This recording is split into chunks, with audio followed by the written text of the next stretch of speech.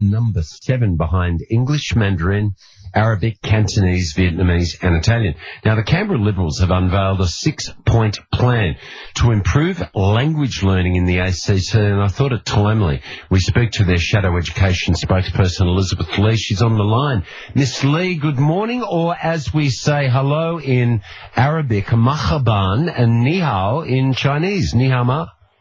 And annyeonghaseyo in Korean. Hello, Tim. How are you? Very good. Why is language learning so important? Why so particularly here in the ACT? I mean, we are very lucky here in the ACT that we have some expertise and resources right here in our capital. And we are not taking the best advantage of that. Learning languages is important because it isn't just a language skill. It is actually a life skill. We know that our future generation will be living in a globalized world, and learning a language, a second language, a third language, or whatever it might be, is going to be of enormous benefit to them. Yeah, I think that is important. What's the plan, and what are the languages that you seriously believe we need to focus on here in Canberra to make available to young students and even to our adult population? Well, that's right. Language doesn't stop, at the school graduation, does it? The first step is to ensure that we undertake a thorough audit and screening of the languages available, the languages that are in demand, and the talent that we have in the pool of language teachers in the ACT. It comes as no surprise that the Directorate is failing to keep central records of this. So we need to know exactly what we have available so that we can fill the gaps as we see fit.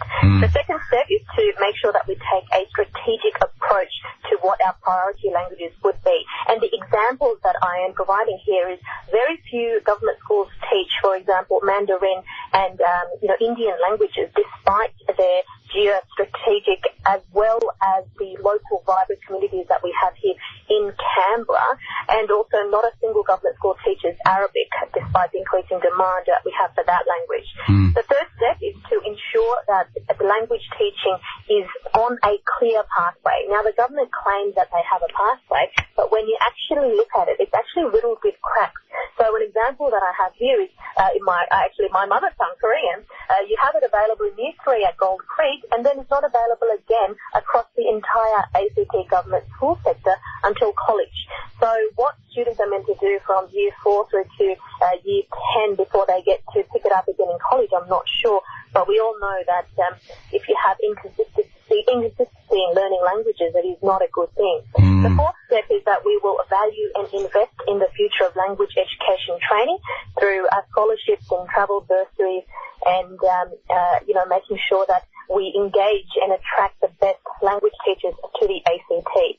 The fifth step is to develop strategic partnerships with some of the embassies, the language teaching groups, associations, academies and community schools, because we want to be able to take full advantage of the expertise and resources we have right here in our city. And finally, of course, Tim, if we are serious about building a world-class education system for languages, we want to make sure that we are up there with the best, and that is the benchmark against some of the best language education systems in the world. Yeah, no, very interesting points. And remembering Narrabundah College, Indonesian was going to be removed, but was restored after we raised the issue here on 2CC. Look, it's a thoughtful policy. I want to thank you for being there this morning for us and sharing that with us. And as we say in the Korean language, kamsahamnida. Kamsahamnida, Tim, and have a lovely day. Thank you very much. Thanks, Elizabeth Lee.